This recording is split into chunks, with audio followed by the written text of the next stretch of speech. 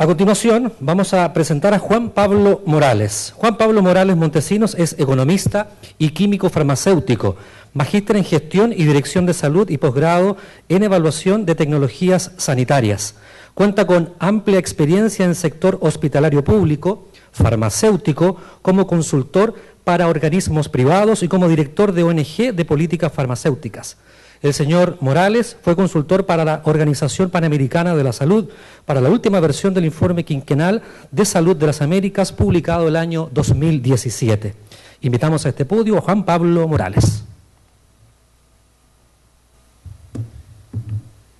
Buenos días, quiero saludar a las autoridades de la Universidad Central. Hay mucha gente aquí del mundo civil, académico y también de la industria, así que, bueno, quiero saludarlos a todos y darle la más cordial de las bienvenidas. Y agradecer también a PROLMED por la invitación a participar de este seminario, que es el primero que se realiza de importancia en el año respecto a este tema, y sin duda que diferencia y muestra que hay un interés por generar discusión y generar conversación respecto al tema que nos reúne hoy. Realmente está muy difícil el escenario regulatorio, sobre todo cuando se aprueban indicaciones sobre las cuales existen muchas dudas sobre su real impacto en términos de generar un beneficio para el mercado, y por otro lado, cuando hay más antecedentes sobre el aumento de costos y quizás algunas externalidades negativas respecto a esas regulaciones. Si uno tuviese que conversar con los legisladores de la Comisión de Salud, uno les diría quizás en algunos aspectos que hay indicaciones que van en la dirección correcta, como es el caso de la prescripción por DCI. Ahí no hay, digamos, no hay mayor discusión que dar, es el camino correcto, pero quizás tendría muchos reparos respecto a lo que están regulando sobre el envase. Para identificar la génesis de esa idea del envase es principalmente a través de las regulaciones que se han hecho para otro tipo de productos, en donde el envase plano es fundamental, entendiendo de que hay una relación directa entre el consumidor al momento de elegir un producto y su envase. Eso no ocurre en el 80% de los casos en medicamentos, sino que hay un intermediario que es más importante, que es el médico que prescribe. Por lo tanto, ahí uno quizás le diría a los legisladores, difícil tarea tienen, porque ya hay tremendos equipos de abogados viendo todos aquellos aspectos que han obviado al momento de introducir esas indicaciones, y si uno tuviese que hacer un análisis costo-beneficio de esas indicaciones, realmente que el beneficio quizás es muy poco. Bueno, ¿qué vamos a ver hoy? Principalmente 4 indicaciones para las cuales hemos sido citados: el artículo 100 del Código Sanitario, que prohíbe la publicidad y demás actividades que induzcan al consumo de productos farmacéuticos, incluyendo a los medicamentos de venta directa; el artículo 101, que establece que los medicamentos se receten exclusivamente por denominación común; el inciso 7, los productos farmacéuticos señalados en el petitorio, que solamente pueden registrarse bajo una denominación de fantasía si se cuenta adicionalmente con un registro para el mismo producto; y el artículo 128 bis, que establece un cambio en los envases. Voy a hacer una separación metodológica para referirme al primer artículo, y después los otros 3 los abordo con un ejemplo sobre el mercado nacional. Veamos los medicamentos de venta directa. Los medicamentos de venta directa en Chile concentran un promedio, el 37% de las unidades que se transan en el mercado, un 24% de los ingresos por venta. En términos del precio nominal promedio por unidad es de 2.229 pesos, analizando el año 2012, 2013, 2014 al 2016, y el ratio de precio entre los medicamentos de venta directa y la venta de receta médica es de una relación casi de 1:2. Por otro lado, si nosotros analizamos los registros sanitarios vigentes, podemos ver que un 14% de los registros sanitarios vigentes o vigentes con suspensión voluntaria tienen la condición de venta directa aprobada por el Instituto de Salud Pública. Esto para que podamos magnificar el tamaño y la importancia del mercado. Cuando se hace una indicación para limitar la publicidad, nuestros legisladores están obviando lo que se presenta hace ya más de 18 años por la Organización Mundial de la Salud, e incluso nos hablan sobre evitar fenómenos como la automedicación. Aquí el primer mito para derribar hoy: la automedicación es una acción deseable. Lo que no deseamos es que la gente se autoprescriba medicamentos, es decir, utilice medicamentos que requieren una receta médica para ser utilizados, es decir, requieran de la utilización de una receta médica para ser adquirido, porque obviamente la complejidad de uso de ese medicamento requiere una prescripción médica.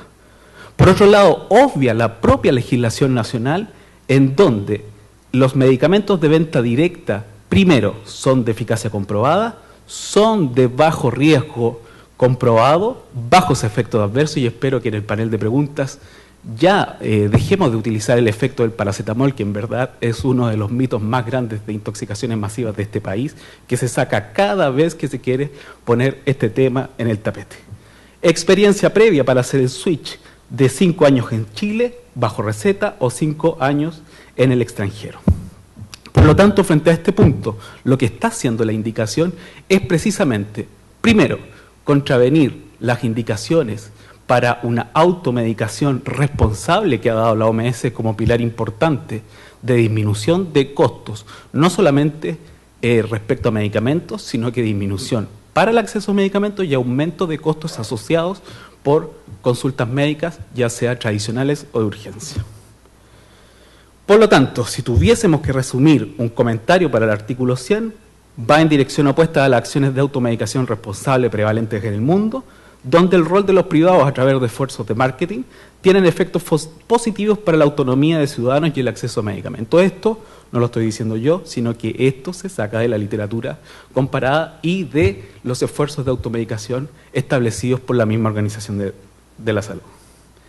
Elimina los ahorros observados por concepto de focalización de recursos médicos. Aquí hay que remitirse a los estudios que han hecho las asociaciones de consumidores en Estados Unidos, en donde los ahorros para el sistema de salud, Medicare, Fuerzas Armadas u otros existentes son importantísimos en términos de los medicamentos de venta directa. Aún más, las consultas de urgencia que se evitan por un adecuado uso de medicamentos de venta directa, como por ejemplo casos de fiebre, son importantes escalafones dentro del sistema de salud. Y hoy en día en Chile, en nuestros hospitales públicos, ni sobran espacios para consultas, ni sobran médicos, ni sobran box para atender ciertos casos de fiebre en donde las personas no han sabido manejar adecuadamente las primeras etapas de esos episodios.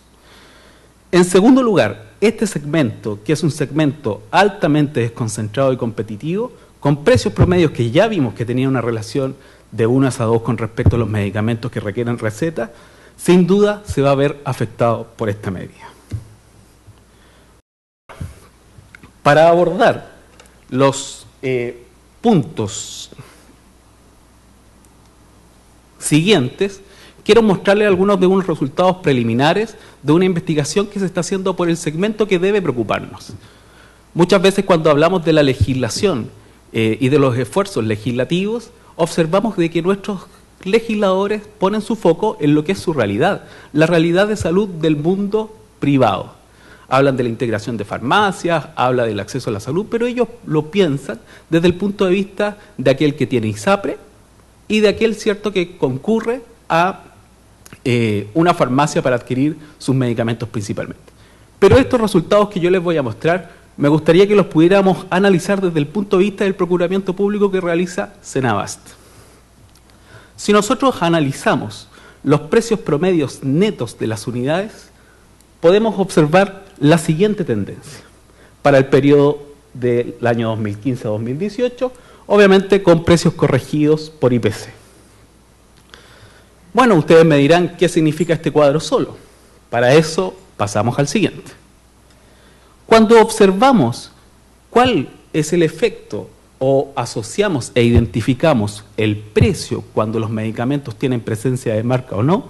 podemos ver una diferencia importante sobre los precios promedios para los productos que no poseen marca y para aquellos productos que sí poseen marca. Ustedes me dirán, la marca es el causante. Veámoslo, podríamos ver más adelante qué es lo que significa. Por otro lado, cuando hacemos la separación y vemos cuáles son los precios promedios que observan los referentes, es decir, aquellos productos que seguramente han sido innovadores, que han sido quizás el primer entrante en el mercado, y lo comparamos con los precios promedios de los equivalentes terapéuticos en el procuramiento público realizado por Senabast, estos son los resultados. En un ecosistema en donde coexisten los precios, los productos con marca, sin marca, referentes con marca, sin marca, y precios y equivalentes terapéuticos que poseen marca y que no poseen marca. Si por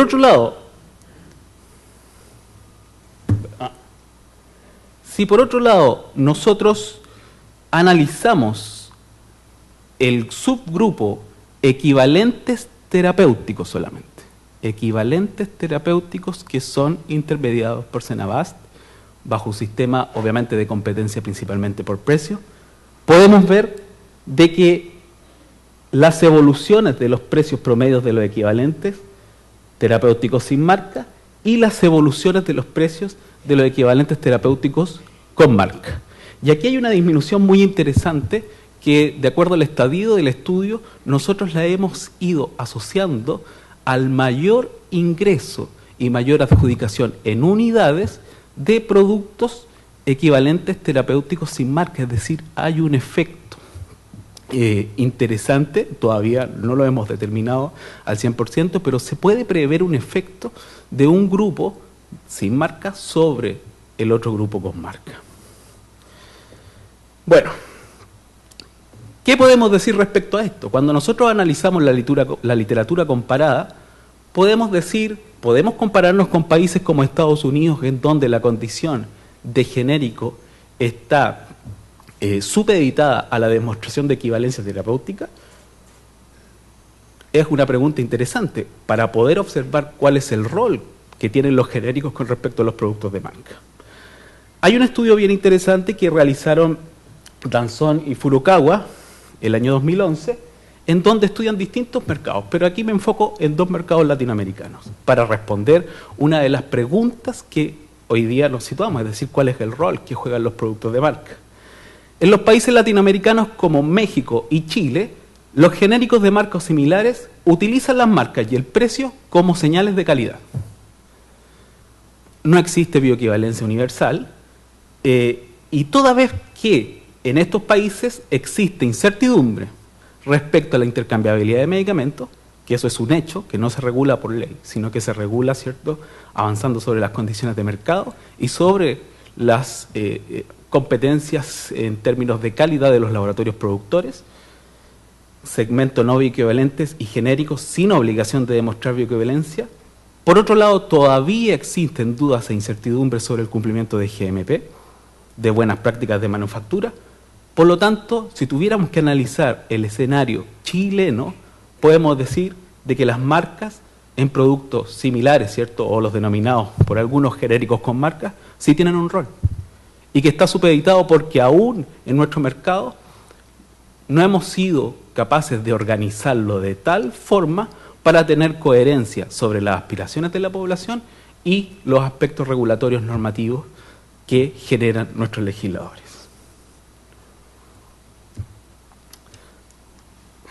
En definidas cuentas, si nosotros tuviésemos que asociar entonces realmente las marcas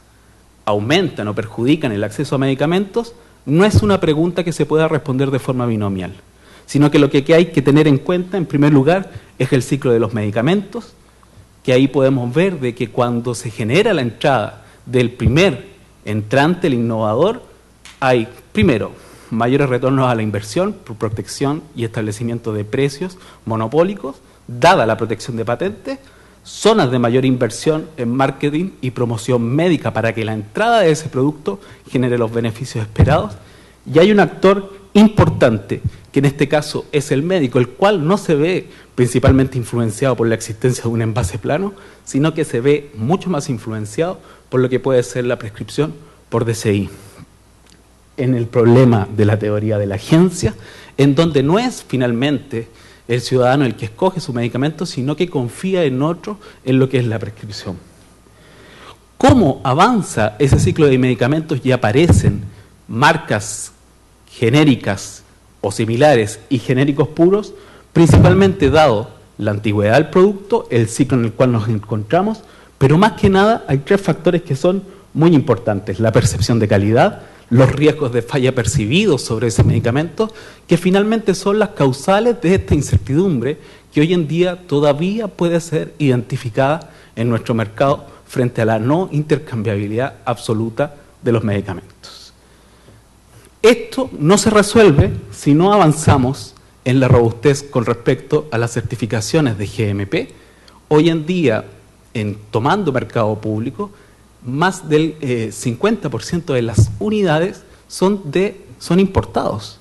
Y la certeza sobre las certificaciones de calidad en países extranjeros, los cuales no están certificados por agencias nivel 4,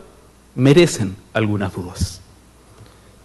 Por otro lado, la intercambiabilidad la vamos a abordar solamente desde el punto de vista de la bioequivalencia, o finalmente vamos a tomar acuerdos sobre productos maduros u otros en términos de generar intercambiabilidad en todos los productos presentes en el mercado. Por otro lado, también existe incertidumbre y una escala de avance en términos de aprendizaje respecto a los efectos que, primero, identifica el prescriptor, en este caso los médicos, y segundo, lo que percibe el consumidor con respecto al funcionamiento diferencial de un medicamento u otro. Si tuviéramos entonces que hacer un resumen de lo que he podido explicarles hoy en día, la verdad es que tenemos que reflexionar de cuál es la utilidad de estas indicaciones que se han establecido en la denominada Ley de Fármacos 2, que a este ritmo obviamente de crecimiento quizás vamos a tener una Ley de Fármacos 3, una Ley de Fármacos 4, si es que no abordamos el problema de fondo. ¿Y cuál es el problema de fondo? El precio. El precio es el problema de fondo. Hoy en día nosotros estamos situados aquí en nuestra discusión, pero la verdad es que el mundo ya ha avanzado y los determinantes emergentes en el precio de medicamentos no son los clásicos que nos hablaban del número de competidores, elasticidad a cierto precio de demanda, precio de factores productivos, el decir que Chile es un país pequeño.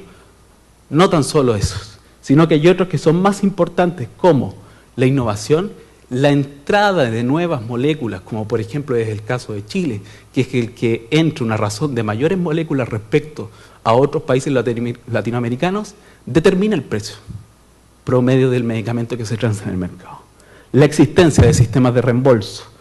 cómo actúan los monopsonos estatales de compra de medicamentos, barreras a la entrada por las disposiciones locales o por también la excesiva burocracia de las agencias locales. Existencias de discriminaciones de precios que también hay que considerar, cómo se actualizan los sistemas de reembolso, la segmentación y la paradoja genérica, los seguros, la demora en entrada de ingreso de nuevas moléculas, composición de los mercados, la competencia intergenérica, cantidad de firmas genéricas, estructuras de mercado, tipo de formulaciones, difusión y publicidad, y el sistema over the counter, el cual ha sido demostrado que si bien no bajó los precios, disminuye en sobremanera la inflación constante a la que están sujetos los medicamentos. Es súper importante porque parece que la quimera o el éxito, ¿cierto?, buscado de nuestros legisladores es bajar los precios de los medicamentos. Eso va a suceder si es que Chile es un mercado cerrado en donde no ingresan nuevas moléculas. Pero en la medida que sigan ingresando nuevas moléculas, en donde haya introducción de nuevos principios, este mercado es dinámico y por lo tanto las acciones debiesen no ir dirigidas a bajar el precio del medicamento, sino a contener el gasto, por un lado, y en segundo lugar, a hacerse cargo del problema de la inflación permanente que muestran los medicamentos, es decir, la inflación farmacéutica. ¿Por qué les muestro estas características? Porque lo que nos han dicho nuestros legisladores con las indicaciones actuales es que modificando un empaque de un medicamento, el problema de precios de medicamentos se resuelve. Eso es lo que nos están diciendo con las indicaciones. Finalmente, comentarios específicos sobre cada artículo. El artículo 101, que establece que los medicamentos se recetan exclusivamente por denominación común internacional, ya lo expresé, no hay mayor divergencia respecto a eso. Es adecuado, existe evidencia que apoya y soporta la prescripción por DCI, pero también es necesario tener sistemas de apoyo a la prescripción, porque nuestros médicos han sido formados e influenciados desde su infancia exclusivamente y muchas veces con marcas y no principios activos. Respecto al inciso séptimo del artículo 101 bis, respecto a que deben existir, si se quiere registrar un producto bajo una denominación de fantasía, solamente será permitido si además cuenta con un registro del mismo producto que esté identificado con el DCU. La verdad es que es muy bajo el efecto, el beneficio que se puede obtener con esa medida, y porque asume de que la presencia de marca es la determinante del precio, y no es así. La determinante del precio son los que vimos anteriormente, es decir, cómo se comportan, cómo compiten los genéricos entre ellos, cuál es el rol que juegan los genéricos de marca en términos de señales frente a incertidumbre y dudas, entre otros aspectos. Respecto al artículo 128 bis, que establece un cambio de los envases de los medicamentos con DCI de 1/3 para Azucara, la verdad es que existen dudas sobre sus beneficios. Y más aún, si va a ser determinante, el consumidor no se ve enfrentado en su mayoría, sino que se ve intermediado, en el caso de los productos de venta directa, por los dependientes de las farmacias, y en los casos de los productos, cierto, que requieren receta médica, por el médico. Por lo tanto, el cambio en los empaques, ¿va a resolver algún problema? Quizás traiga más problemas, como los que ya hemos visto, de pleitos legales interminables que son costos para las compañías farmacéuticas y terminan financiándose por el precio. Y por otro lado, de cambios en lo que es el acondicionamiento local, en donde muchos de los productos importados en sus plantas de países de origen no van a generar, ¿cierto?, empaques especiales para Chile, sino que quizás haya que incurrir en costos de acondicionamiento de empaques frente a los productos importados. Chile no es un país en donde la producción local esté asociada a la mayor cantidad o hegemonice el mercado en términos de cuota. Chile no es ese país, dependemos de la importación. Por lo tanto, si uno quiere impulsar un caso como este en un país en donde es dependiente de la importación de productos terminados, la verdad es que hay que tomárselo muy en serio si esto va a generar costos adicionales o realmente va a ayudar a disminuir o contener el gasto farmacéutico. Muchas gracias.